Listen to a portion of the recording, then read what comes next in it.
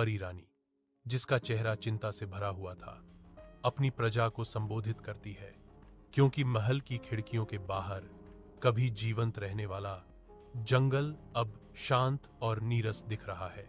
Lumii, इंद्रधनुषी नीले पंखों और दृढ़ संकल्प से भरी आंखों वाली एक छोटी परी, आगे बढ़ती है, घोषणा करती है, मैं इसे पुनः प्राप्त करूंगी, मेरी रानी। रानी एक गंभीर कर्तव्य निभाती है।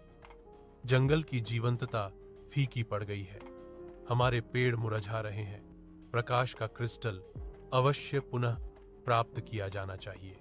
परी रानी लुमी को एक छोटी अलंकृत घंटी देती है और आदेश देती है, जब आशा कम होने लगे तो इसे बजाना। लुमी दरवाजे से अंदर कदम रखती है, जो अब एक अंधेरी भयावह सुरंग है।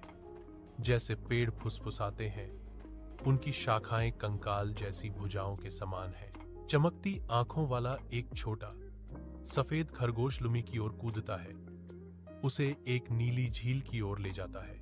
जैसे ही लुमी उड़ने का प्रयास करती है, एक घना कोहरा उठता है, जिससे उसकी पलकें भारी हो जाती हैं और वह गिरने लगती है।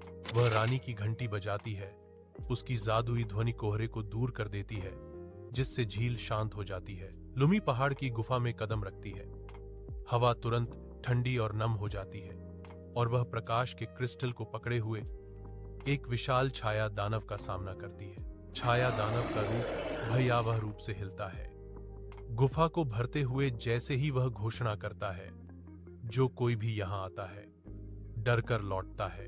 लुमी कांपते हुए लेकिन दृढ़ता से कहती है, मैं डरी हुई हूं, लेकिन मैं अपने जंगल को बचाने आई हूं। जैसे ही उससे एक हल्की चमक निकलती है, राक्षस सूक्ष्मता से सिकुड़ता है, एक समझदार मुस्कान देता है और कहता है, तुम पास हो गई छोटी परी।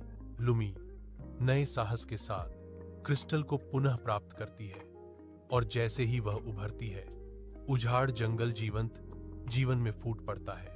लुमी अपने खरगोश मित्र के साथ खड़ी है, उसकी आंखों में खुशी और गर्व चमक रहा है, जैसे फूल खिलते हैं और नदी स्वतंत्र रूप से बहती है।